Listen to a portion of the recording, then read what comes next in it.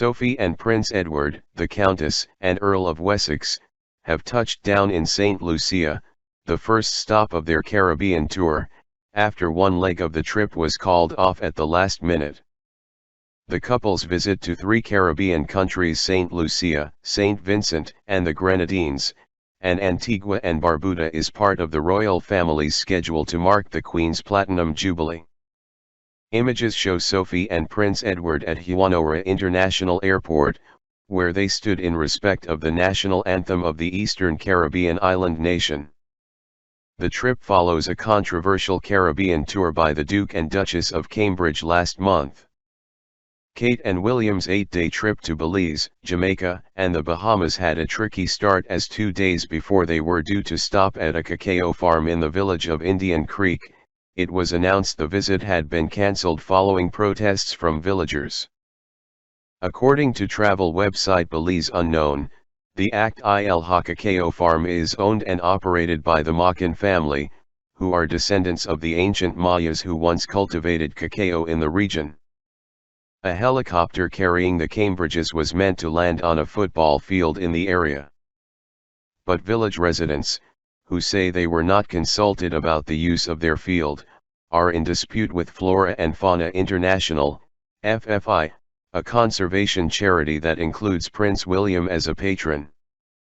In a statement, FFI said it had purchased land at the nearby Bowden Creek from private owners in December last year, and that it was committed to conserving and protecting the area's wildlife while supporting the livelihoods and traditional rights of local people. The chair of Indian Creek Village, Sebastian Jal, told the Daily Mail, "We don't want them to land on our land, that's the message that we want to send. They could land anywhere, but not on our land." Kensington Palace said that due to sensitive issues involving the community in Indian Creek, the visit has been moved to a different location. That was only the beginning of a tour that highlighted the growing anti-colonial sentiment across the Caribbean. In Jamaica, where there have been calls from politicians in recent years for Jamaica to drop the Queen as head of state and become a republic, as well as for a formal acknowledgement of slavery, the Cambridges were accused of benefiting from the blood, tears, and sweat of slaves. Edward and Sophie's tour is seeing hiccups, too. Ahead of their trip, the Antigua and Barbuda Reparations Support Commission wrote an open letter criticizing the firm for past remarks on slavery. It read, "We hear the phony sanctimony of those who came before you that these crimes are a stain on your history. We hope you will respect us by not repeating the mantra. We are not simpletons." The duo were due to meet Dr. Ralph Gonsalves, the Prime Minister of St Vincent and the Grenadines, on Saturday. However, the Premier announced the meeting is unlikely to go ahead due to medical reasons.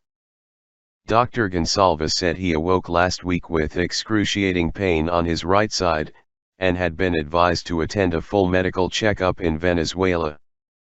He said, "In all probability, I will miss the visit of Prince Edward and his wife, who are coming to St. Vincent for one day on Saturday."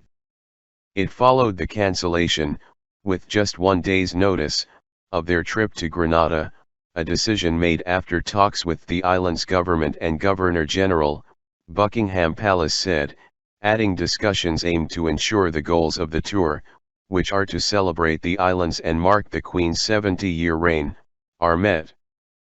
Within those discussions, Grenada, on the advice of Dame Cecile La Grenade, its Governor-General and the Queen's representative in the country, suggested a postponement. While the palace said Prince Edward and Sophie hope to visit the island at a later date, no further detail has yet been given about the reason for the delay.